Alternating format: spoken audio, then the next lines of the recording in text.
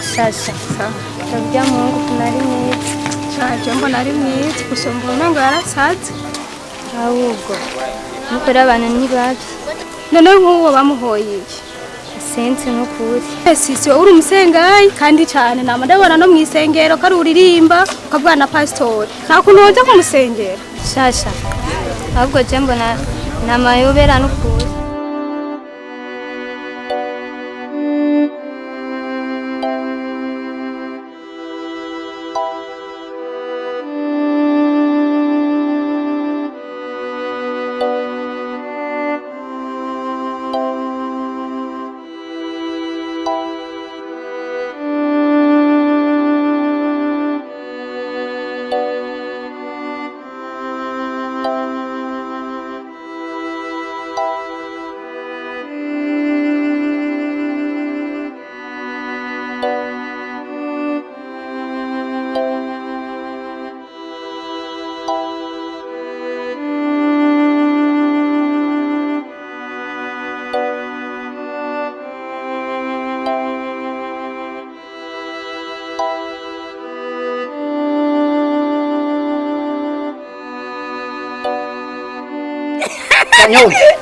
Kanyozi nibiki vyabaye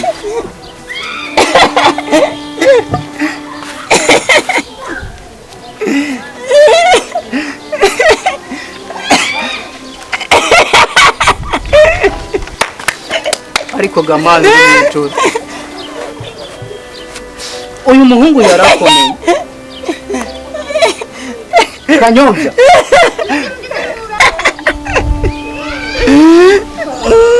nibiki vyabaye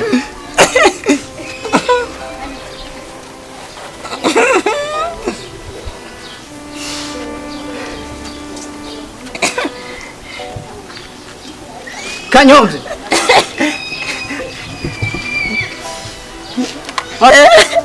imodoka yanje ariko kamana dusenga tutabona kubera ko abantu b'isi bameze uko imodoka yanje Kanyozi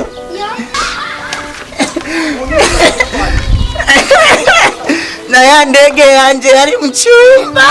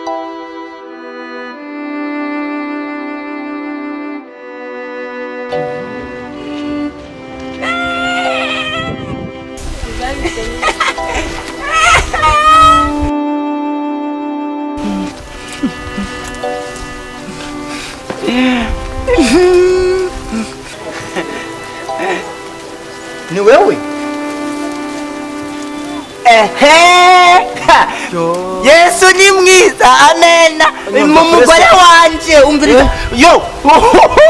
uramu umugore wanje jewe yo ima urama none uramu umugore wanje kanyo banza sorry gato umugore urahama byagenze gukeka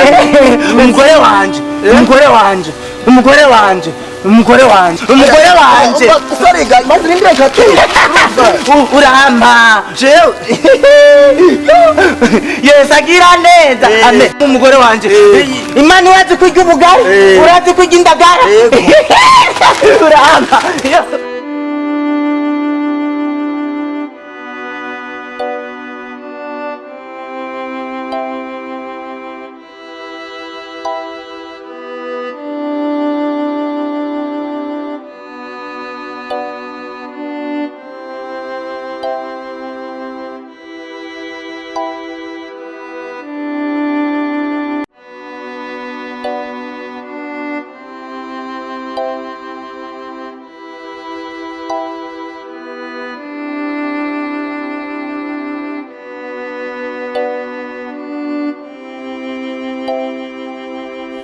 musore je nari ngoma ndakubaze kubera urabona je natanguye kukubona kijyagiye wari umusazi rero sinzi ko wari wavutse canke nizo bakuruze mbajije ikibazo nanje mpora nibaza gute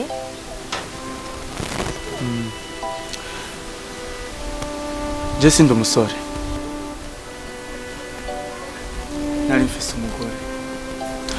umugore naramukunda cyane ariko naje kwisanga ngaha n'ubu sindamenya ikiriko kiragendeka muhira narakorewe ibintu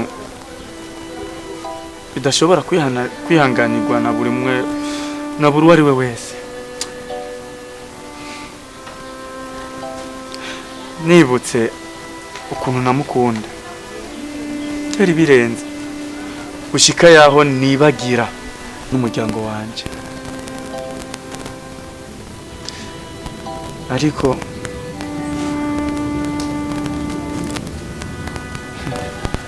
reka tubyihoze ibyo kuko ni inkuru ndende sinitwobiyaga ngo tubiheze gusa ndabishimiye cyane kuba mwaramfashije nacyo najyane muhira uko mbona mbayeho ibyo byakira uko kubera ubu nibwo buzima nyine nishimiye kwibera jewe sawa rero reka ngende ndabe uturi mu nzu sawa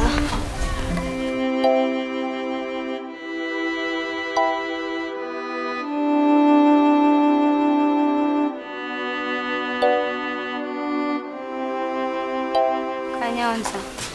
ndashima uko twarabanye neza iyi minsi yose nari ndagutunze aha mu nzu kandi narabonye ko uri umuhungu ufise ingeso nziza ariko ikintu nari mfise mu mutima cyari cyarananiye ukuntu kukubwira Kanyombya gushika n'ubu Kanyomba umutima wanje wari wagukunze ndagusabye nawe ufise umugore unyemerere je nawe tubane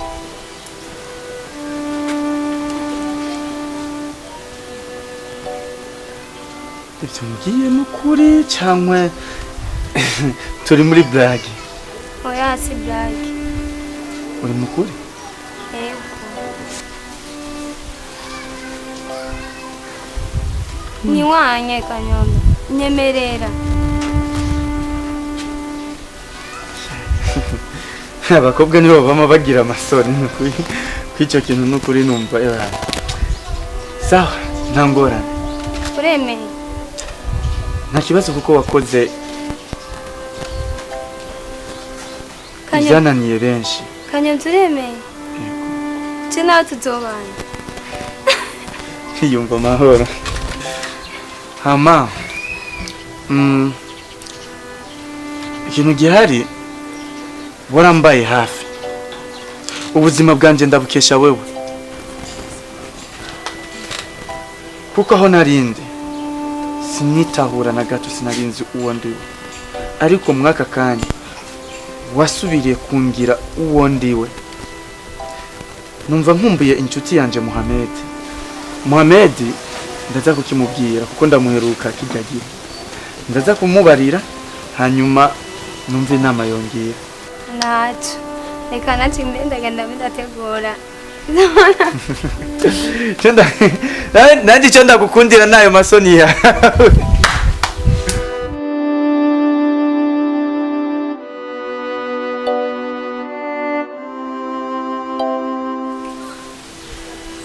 Mohamed icyatumye ndaguhamagaza ngasi ikindi ngukumenyesha inkuru y'urukundo rw'iwanje je n'uyu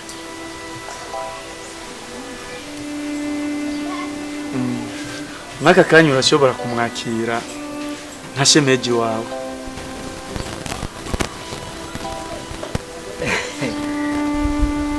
Kanyonzi ikintu ca mbere no gushima Imana sivyo kuko ndavye iyo wari uri n'ubu hari itandukaniro ridasanzwe hanyuma ikindi naco ndishimiye vraiment kumumenya abarundi nibo bavuga ngo igiti ntigikukura mu jisho kabiri kiba gishaka kurimena ego vraiment ndabona ibintu bimeze neza ko urukundo rwacu na Kanyombya rubandanye kandi cyo no gusaba nuko udushigikira oya nta kibazo Bo Mohamed ndakeka ubunya ndiko ndoroherwa nkeneye kongera kandi gusubira mu kazi